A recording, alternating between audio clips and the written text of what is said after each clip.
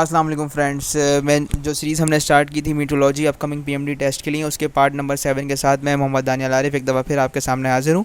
और इस लेक्चर में हम ऑब्वियसली नोट करेंगे कि सेल्सियस स्केल, फ़ारेनहाइट स्केल और केल्विन स्केल क्या होते हैं और टेम्परेचर को इन स्केल्स पर किस तरह से नोट किया जाता है। साथ ही एक इंपॉर्टेंट टर्म एब्सोल्यूट ज़ीरो जो है उसके बारे में मैं आपको बताऊँगा, क्योंकि ये MCQs में आती है और ये एब्सोल्यूट ज़ीरो यकीनन यही चीज़ लिखी हुई है। नेक्स्ट बढ़ते हैं टॉपिक की जानिब, टेम्परेचर। सबसे पहले ये पता करते हैं कि एक्चुअली टेम्परेचर क्या चीज़ है। इससे पहले वाले लेक्चर नंबर 5 पार्ट नंबर 6 में भी मैं आपको बता चुका हूँ कि लेक्चर जो है हमारा टेम्परेचर क्या चीज़ होती है, और पार्ट 7 में हम इसको गो थ्रू करेंगे। Temperature is the quantity measured by a thermometer. Temperature एक ऐसी क्वांटिटी है जो किसके ज़रिए मेजर्ड होती है, थर्मामीटर के ज़रिए मेजर्ड होती है। और टेम्परेचर एक्चुअली है क्या चीज़? टेम्परेचर है मेजरमेंट किसकी? Average kinetic energy of atoms and molecules. Molecules और एटम के दरमियान जो एनर्जी होती है उसके टेम्परेचर को उसको मेजर करना टेम्परेचर कहलाता है। जितनी ज़्यादा एनर्जी होगी उतना ज़्यादा टेम्परेचर होगा, जितनी कम एनर्जी होगी उतने कम टेम्परेचर होगा, या फिर आसान अल्फाज में बोलूँ तो degree of hotness and coldness is called temperature. ठीक है, ओके स्टूडेंट्स और फ्रेंड्स, टेम्परेचर जो है वो 3 किस्म के मुख्तलिफ स्केल्स पर नापा जा सकता है, जिसमें हम सेंटीग्रेड, फ़ारेनहाइट और केल्विन स्केल की बात करते हैं। लेकिन इन तीनों स्केल्स में क्या डिफरेंस है और क्यों इन तीनों स्केल्स में से कौन से स्केल को कहाँ पर इस्तेमाल करना अहम होता है, वो आज हम देखेंगे। सबसे पहली बारी आती है सेल्सियस स्केल की। तो definition of Celsius is something related a system of measuring temperature where water freezes at 0 degree centigrade degrees and boils at 100 degrees. एक ऐसा सिस्टम मेजरमेंट का जिसमें जो पानी फ्रीज़ हो रहा हो वो 0 पे हो रहा हो और जो पानी बॉयल हो रहा हो वो 100 पर हो रहा हो, ऐसे मेजरमेंट सिस्टम को हम कहते हैं सेल्सियस स्केल। यानी कि पानी का जो फ्रीजिंग पॉइंट होगा सेल्सियस थर्मामीटर के अंदर वो कितना होगा? 0, और जो बॉइलिंग पॉइंट होगा वो कितना होगा? 100।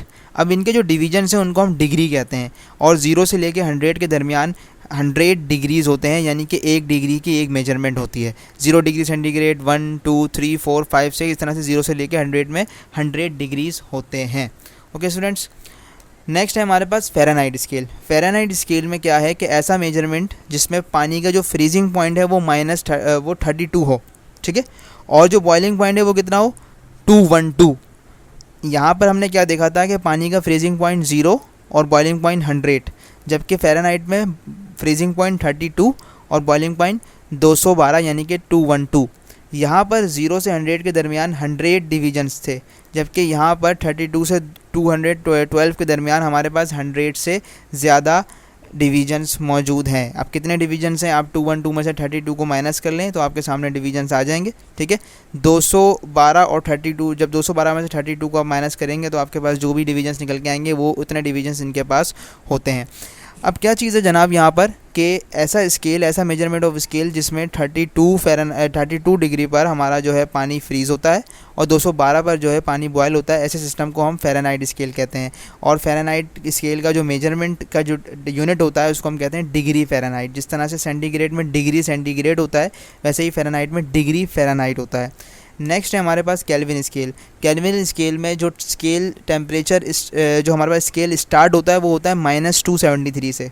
लेकिन -273 ये पानी का फ्रीजिंग पॉइंट नहीं है, ये सिर्फ इस थर्मामीटर के स्टार्टिंग पॉइंट को बताया जा रहा है कि -273 जो है वो इस केल्विन स्केल का स्टार्टिंग पॉइंट होता है।